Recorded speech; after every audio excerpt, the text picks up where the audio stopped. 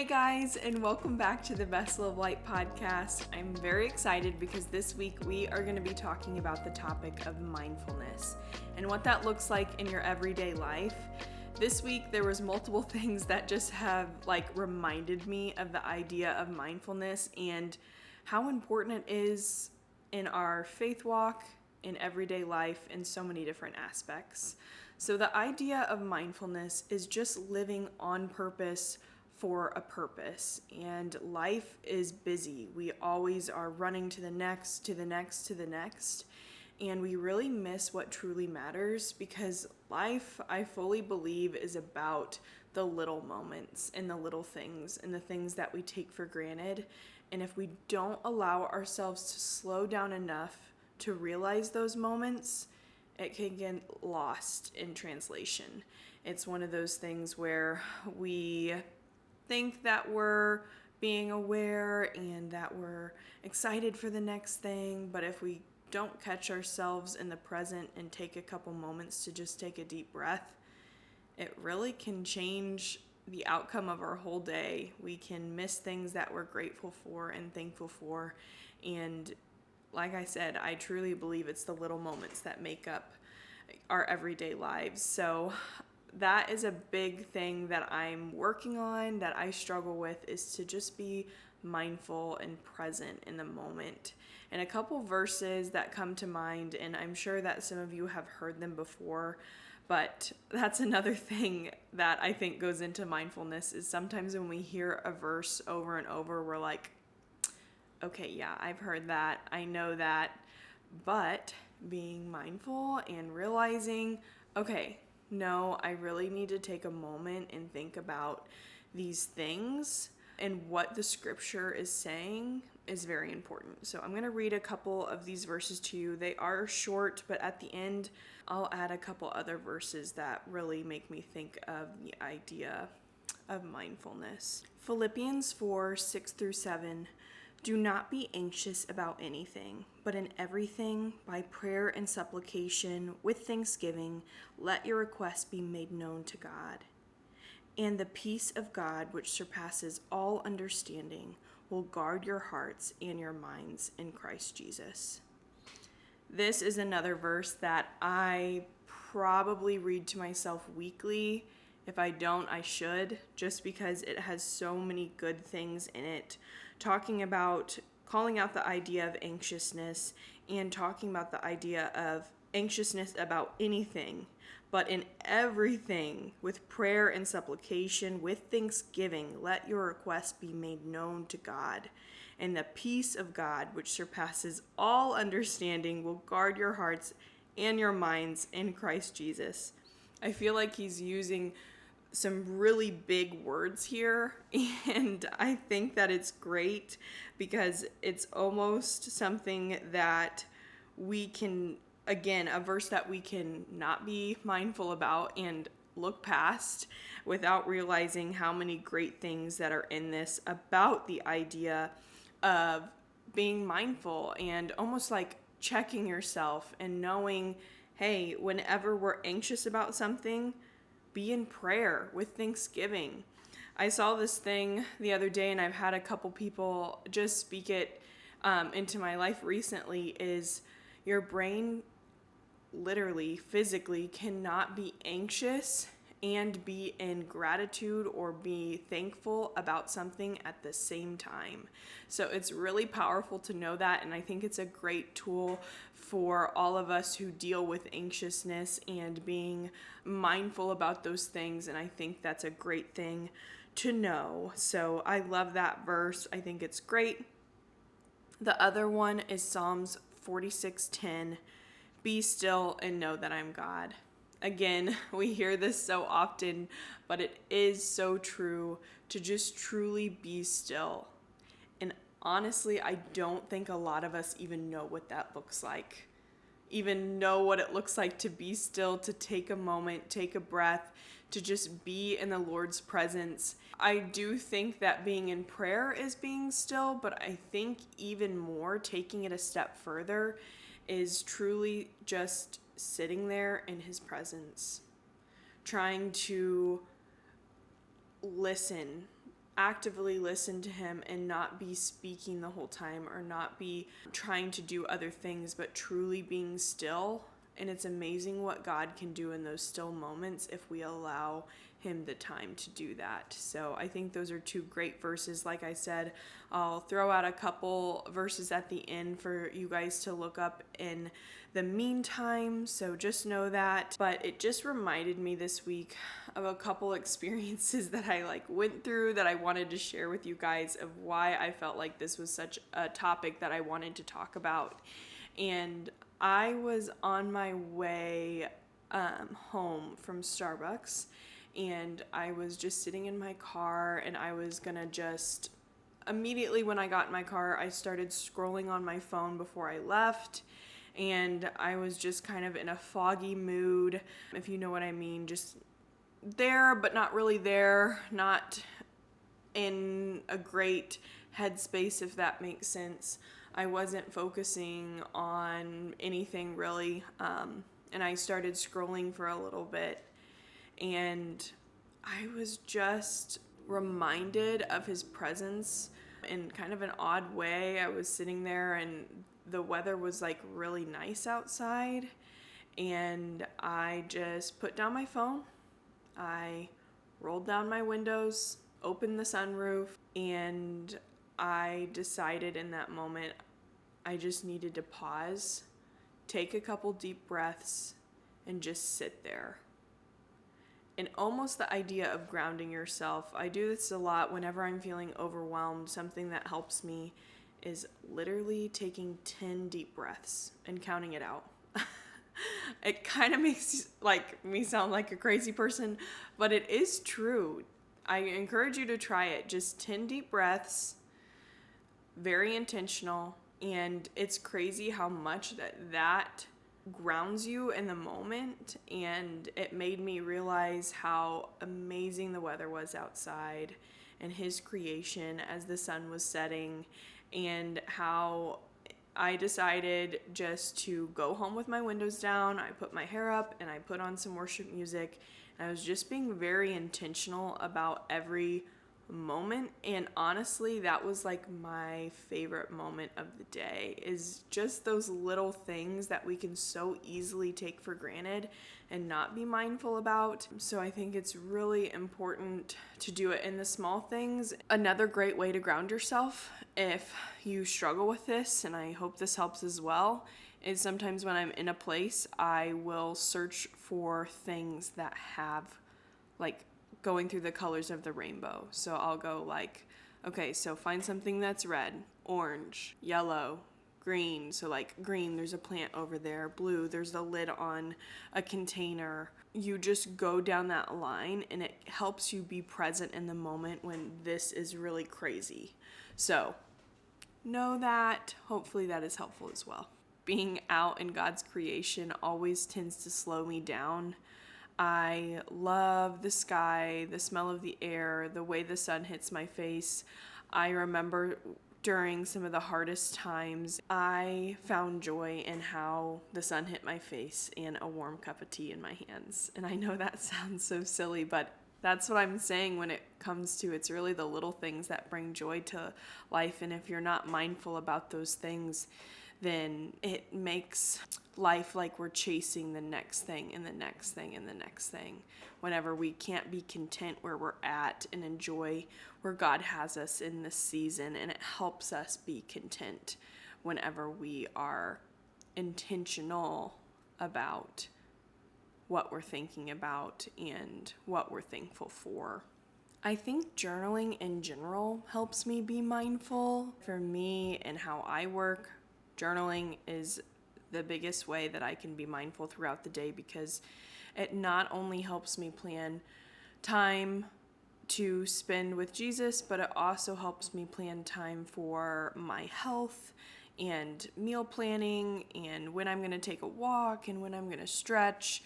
It just helps me lay out all of those times, and it helps me know what needs to get done in a day and not be too overwhelmed by it. And I can always tell if I haven't journaled, because my brain feels like it's going 1,000 miles an hour, and it is almost impossible for me to be mindful in that state. So it helps me so much to just be able to journal and know how to prioritize my day well, because it's easy for me to get sidetracked in different things. So I find journaling very helpful to me, and having a physical planner too. There's something about pen to paper that helps me a lot. And then of course in everyday life as well, as far as being intentional about going to bed at a certain time, so that way you can get up early and mark out time to spend time in the Word, to spend time in prayer, to spend time journaling. If you guys haven't read the book Atomic Habits, you definitely should. And in that book it talks about really setting out a time, and not just like, oh, I'll read my Bible in the morning. Well, mornings usually don't always go as planned. So instead of doing that, just being even more specific of, when I wake up at 6 a.m., I will read my Bible at 6:20. Or when I wake up at 6 a.m., right after I brush my teeth, I will read my Bible for 20 minutes. And it's so important to just figure out a when, a where, and a how when it comes to that. Sometimes it helps to have like a guided, prompted journal. So a journal that I want to share with you guys, that literally whenever it was the hardest time of life for me to be mindful, life was seriously crazy at work. I barely had any time to, or I didn't make the time, but also I didn't have a lot of time to be mindful and to take the time to be in God's presence, or just to be intentional about things. It helped so much having a guided book. So this book is called Rhythms for Life. It's a planner and journal by Rebecca Lyons. It's on Amazon, I believe. I'll link it down in the episode description as well. It is just a great guided journal. So it starts out with some prompts that talk about different rhythms for your life and how important it is to be intentional about them. And they give you examples of rhythms and the importance of morning and evening routines. If you don't have a morning routine or an evening routine, that's super helpful to do. But the whole idea of this book is that there should be 2 input and 2 output rhythms that you do daily. Rest, restore, connect, create. And resting, examples of resting in the daily life would be, like what I said before, taking 10 long breaths, getting 8 hours of sleep, taking a walk, watching the sunset, enjoying a cup of coffee or tea. And then restoring daily would be drinking 4 glasses of water, stock a bowl of fruit in your kitchen, try a new experience, cut out sugar for the day. And then output rhythms would be connecting, take a walk with someone, give a compliment, smile at a stranger, pray with someone, make someone laugh. And then create would be journaling your goals, reading something new, all of those things that just give you ideas, and they give you actual prompts and ideas for the day, just because it's so helpful to just be able to look at a day and just say, okay, today I'm going to rest by doing this. I'm going to restore by doing this, connect, create, and they give you like prompted examples, and then your morning and your night routine, priorities. It is a great book, and this is like I said, the planner and the journal. And then there is a book that goes along with this that you can read as well. This is called Rhythms for Life, but the book is called Rhythms for Renewal. Highly recommend. She has a podcast as well that I love that's just really great to listen to. And I love that the very first page says, it's never too late to reestablish what you want your life to be about. This planner is not a to-do list, but an undo list. These pages invite you to release the things that drain you and rebuild the life you long for. The rhythm system offers a few moments each morning to reclaim your day before it claims you. I love it, and I did it This is my second one, actually, because the first one I literally did all 90 days and it was great. But once I got into a rhythm, I saw myself not needing it all the time. But whenever life is just super crazy, it's a great thing to have, and it helped me in so many ways. And I love how it's not super hard. Like, it doesn't have to be anything crazy. But for some reason, doing this every day made me be very intentional, very mindful about everything. So I loved that. But another thing that I recommend is don't put too much pressure on yourself as far as creating that new rhythm of spending time in the Word. Sometimes we think it needs to be hours and hours, but in that same book, Atomic Habits, that I was talking about, he literally talks about just do it for 2 minutes your first time. And it seems silly and it seems like a ploy, but honestly, if you just set aside those 2 minutes, it's just all the prep work that it took you to get to those 2 minutes. It just helps you create that habit that will stick with you in the future. So I hope that helps. I want to point out with the idea of mindful, it is kind of like I guess you could say like a hot word right now. Like it's used a lot in a lot of different ways. And I think there's like a misconception around the word mindful, and we think that it can be like a very secular term. But I definitely think that being mindful goes hand in hand with your faith walk. Just because God talks about the idea of being present and aware, so that way you can have a deeper connection with people around you and God, and also like being aware of your thoughts and your feelings and not being controlled by them. So, and I think that really aligns with the biblical call to like guard our hearts and our minds. It's definitely a misconception that I hear about that idea of being mindful. I want to throw out for you a couple more verses about the theme of mindfulness and being present, and that is Isaiah 26:3, James 1:19, Proverbs 4:25 through 27, Colossians 3:2, Psalms 119:15, Philippians 4:8. I think those are all great for you to look up in your time alone with God. If you are struggling to being mindful, to spend time with Him, I think those are great verses if you want to look them up and just read and meditate on them.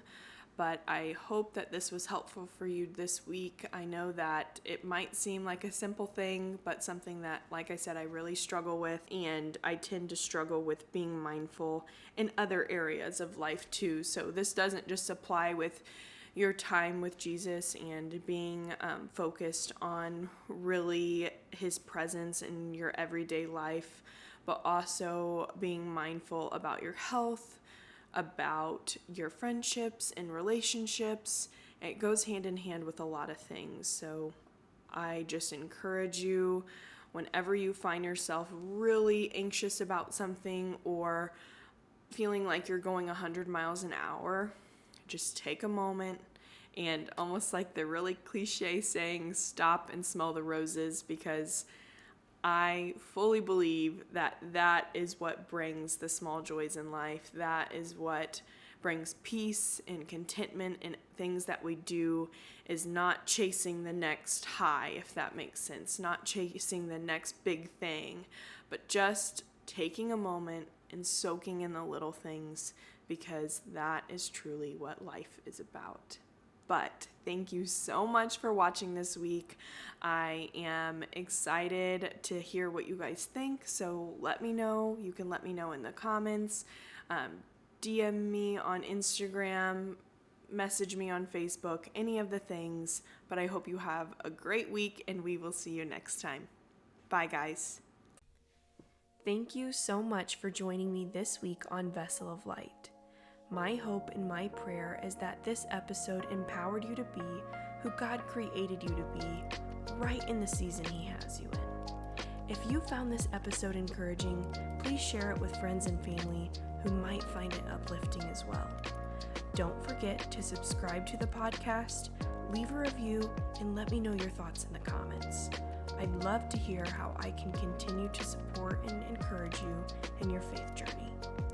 Stay connected with me on social media at Vessel of Light Podcast on Instagram, Facebook, TikTok, and YouTube. And I look forward to seeing you again next time. Have a blessed week.